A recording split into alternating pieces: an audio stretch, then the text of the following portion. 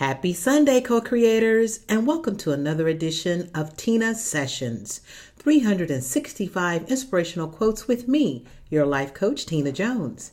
How is everyone doing on this lovely Sunday afternoon? Hope your day was wonderful and fantastic.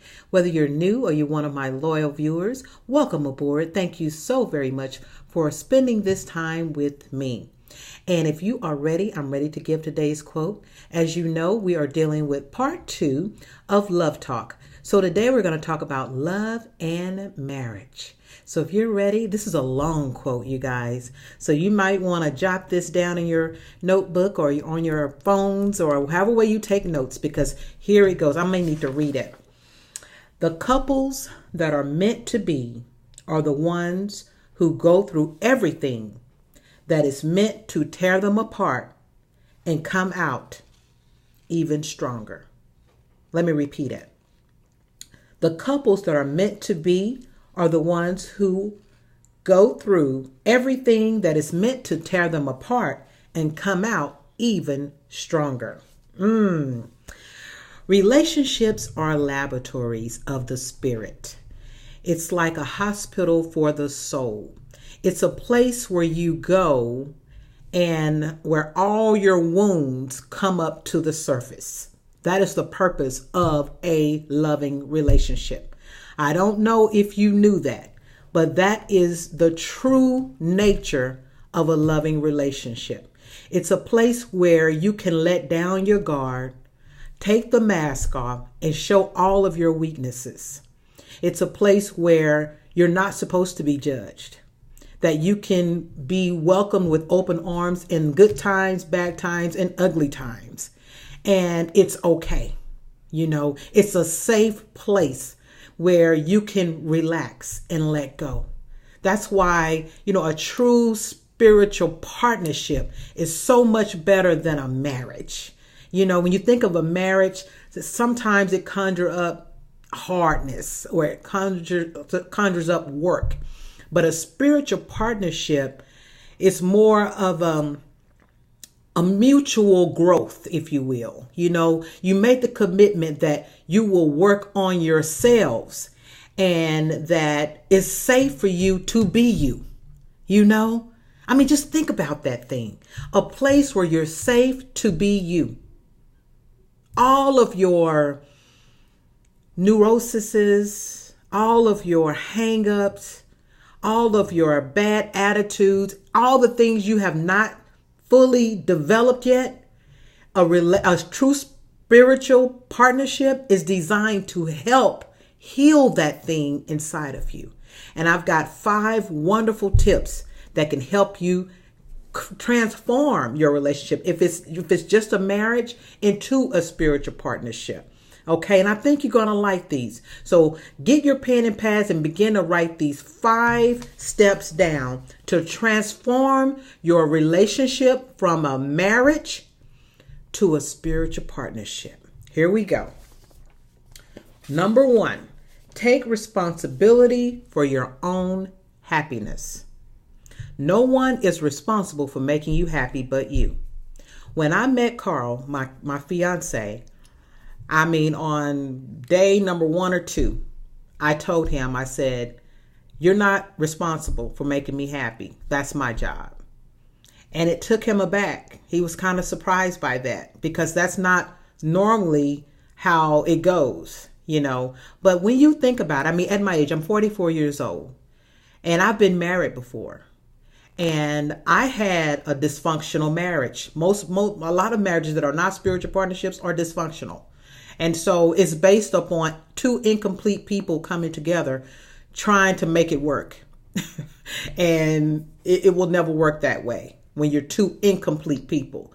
And so I've done a lot of work on myself in that interim between my last marriage and now with Carl. And so when I met him, that's one of the things I said. I am responsible for my own happiness. Because I know that's a lot of responsibility to put on a person. People are human. They have good days. They have bad days. If you expect your partner to make you happy, you will never be happy. because they have things at work going on. They may not feel too good. They may be sick. There's a lot of different reasons why 100% of the time they can't make you happy. And it's just too much of a responsibility to put on any one person. So that's the first step. Take responsibility for your own happiness. Manage your mind. That's what you have to learn to do. You have to learn to manage your own mind. When you have those insecurities that come up in your mind, you've got to extinguish that thing. You can't let your partner or make it his or her responsibility for fixing what's in your brain. Okay? I mean, anything they do and it conjures up a certain emotion inside of you, you need to work on that. That's just it. So that's what that one step means. The second one is accept your partner. Oh, God, this is so, I hope you really get that second step. Accepting your partner for the way they are, not what you want them to be, not what you think you can turn them into, but who they are. All of them. Their good points and their not so good points. All of them. That's what make it a spiritual partnership. Is that, as like I said yesterday, no one is always sexy, beautiful, and gorgeous, and talk right, and walk right, and got swag. Everybody's not like that 100%. It's just not, including you, including me. So with that in mind, you have to know that however way they show up for you, that's how you have to accept them. Period. That's it. Now, this is really for younger couples, this one step. Because when I was young, I used to think like that. Like you think you can change a person. When you're young, you think like that. You think, well, if I love him hard enough, then I can change him. I can change her. However way they show up for you, believe them the first time. That's what Maya Angelou said. When a person show you who they are, believe them the first time. That's it. When you accept them, that's it. You mean I accept you, you accept me. Now, if they change, it's on them, and that's the only reason why anybody will change is because they decide I'm going to change. I'm going to do something different. But whatever habits they have, when you met them, you've got to be prepared to be with them with those habits. And if they get rid of them, then great. But you can't go into it that way. You can't fall in love with the potential of someone. All right. That is a recipe for disaster. Accept your partner. They may change, but do not hold your breath and do not enter into a relationship hoping that happens, because you're entering in on false premises. Okay. So that's the second step. The third one is be what you want your partner to be. So write your little list out of all the things you think your man or your woman needs to do. They need to be more romantic. They need to work more, or be more financially secure, or be fun. Have more fun. Whatever list you write for your partner, that's what you need to start doing. That's it. You be more romantic. You be more fun. These are the ingredients that you need to put into the relationship. Once again, if the person, you didn't meet them, they weren't that way, they're not a really, fun or romantic kind of a person, and women have a tendency to compare. They may talk to their friends and go, well, her husband, he brings her roses every day. That ain't your man. Okay? And so you have to accept him the way he loves you. And you have to accept your woman the way she loves you. And that's it. You can embellish that thing. However way, everyone has a way in which they love you. And it's your job to embrace that and not negate that. Okay? So the fourth step, and ooh, God, this is really good. Cleanse past relationships. Cleanse past relationships. So right now, I want you to think of your ex, the person you were with before your husband or before your wife. Okay? If loving memories or loving thoughts do not come up when you think of that person, you have work to do.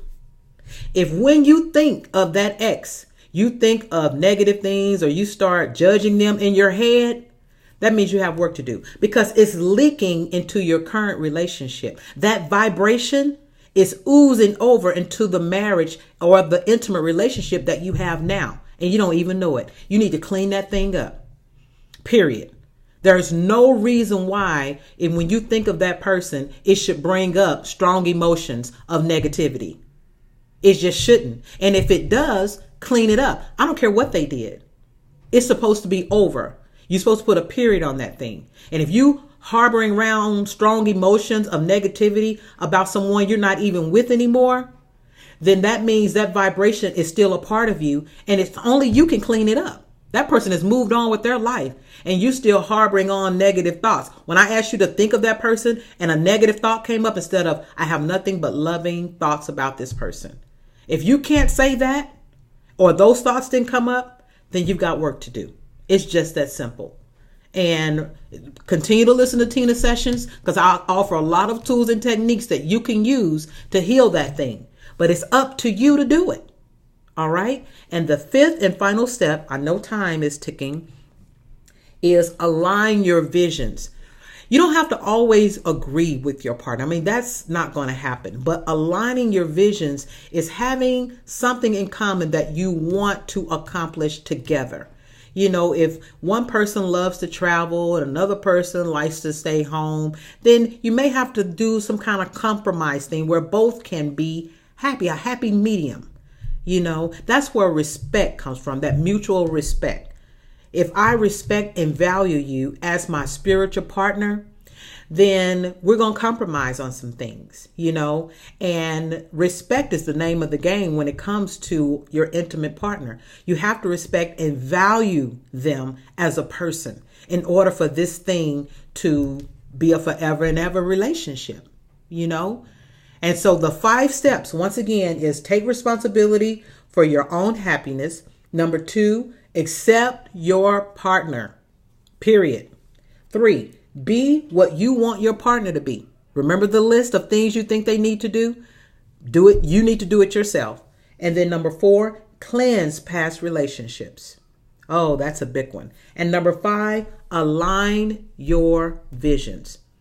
If your partner doesn't have as big of a vision as you do, then that's your role in the relationship. You know, it's nothing wrong with that. You both don't have to have big visions. There are sometimes one just has the big vision and they go for what they want to do. And that it may be the partner's job to support the person that's a visionary.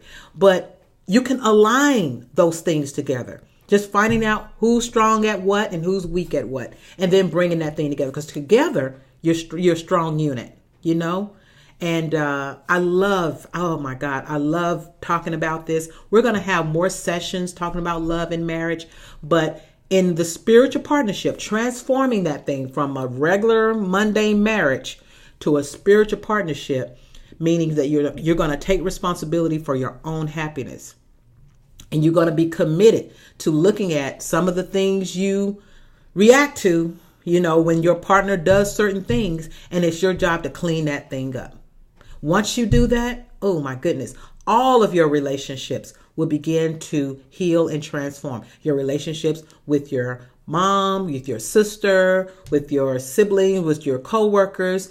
This main relationship is like a hub. And everything else, all the other relationships in your life are spokes. So take care of this one major thing and all the others will just fall in line and take care of itself.